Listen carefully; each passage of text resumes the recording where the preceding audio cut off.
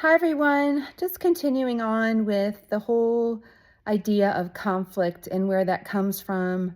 And I just wanted to share with you that I know you've heard there's healthy conflict. Okay, well, what does that really mean? And how do we create healthy conflict? Who's responsible for that?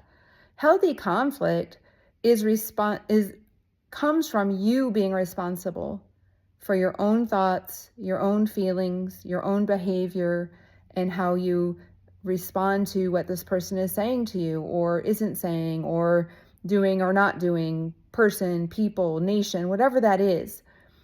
Healthy conflict comes from getting outside of your own limiting thinking, your own attachments as to how you should be or how someone else should be. If there are attachments to outcomes, you will suffer. Getting curious to learn and see as many possibilities as possible, many insights as possible inside of yourself and others is not about attachment. It's openness, right?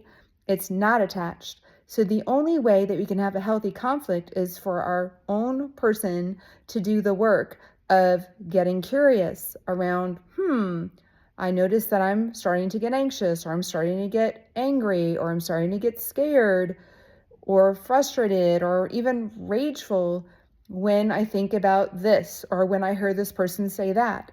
It's the belief that we have around what is occurring outside of us or what that person is saying that is causing us to have conflict inside of ourselves. It's the belief we have about it.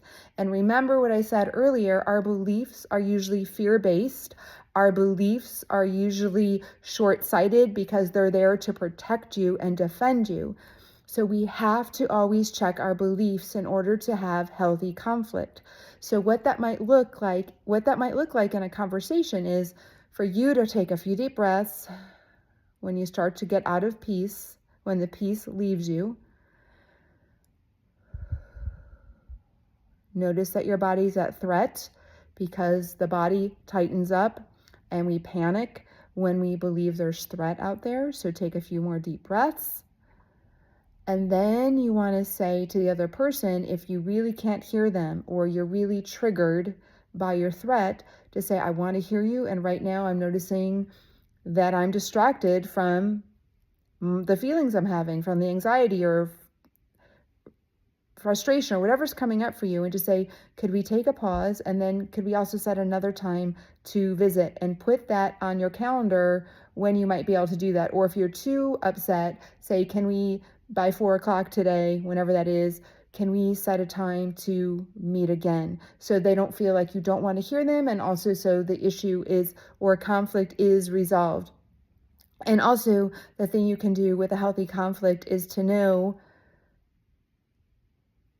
that the other person is probably reacting the same way. The reason healthy conflict happens is because people want their idea to move forward. They want their thing to happen.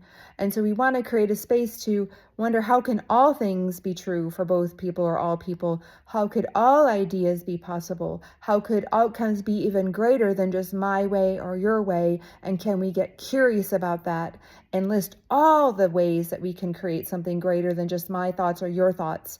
Now, healthy conflict, again, only comes from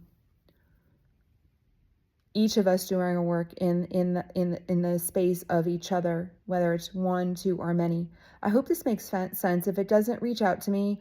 Really important that you do your work. The other thing I want to share, I forgot to say, is words, any word, only has weight to it when we have a meaning behind it, when we put meaning behind it. Words mean nothing. Like, here's a cup, right? I could say it's a shiny cup or it's a dirty cup because I have some tea stains on it. Or we could just say it's just a vessel holding some fluid in it, right? Nothing means anything until our mind puts all this meaning to it. And usually, again, our thoughts are going to be negative thinking. That's not a slight against you or me. That's just what the ego does. It is looking for negative things that might harm us, guys. So really grab hold of that. It's a thought that's negative, but you're not negative, And you don't have to believe the thought because you're not your thought. And you get to choose a healthy thought. You get to choose a well-being thought. You get to choose a peaceful thought. But you got to be aware, because we have 65 to 70,000 thoughts a day. And mostly we're on autopilot reacting to all these thoughts that we don't pay attention to. So my desire for you is to start paying attention to what are your thoughts and what are you believing about them, because you have the power to change what you believe and what you focus your thoughts on. Remember to write the opposite down, the very opposite of the thought that's causing you conflict. Write it down, and 3 ways that that opposite thought that's causing you conflict could be true. All right, I'd love to hear how this is working for you. Reach out to me.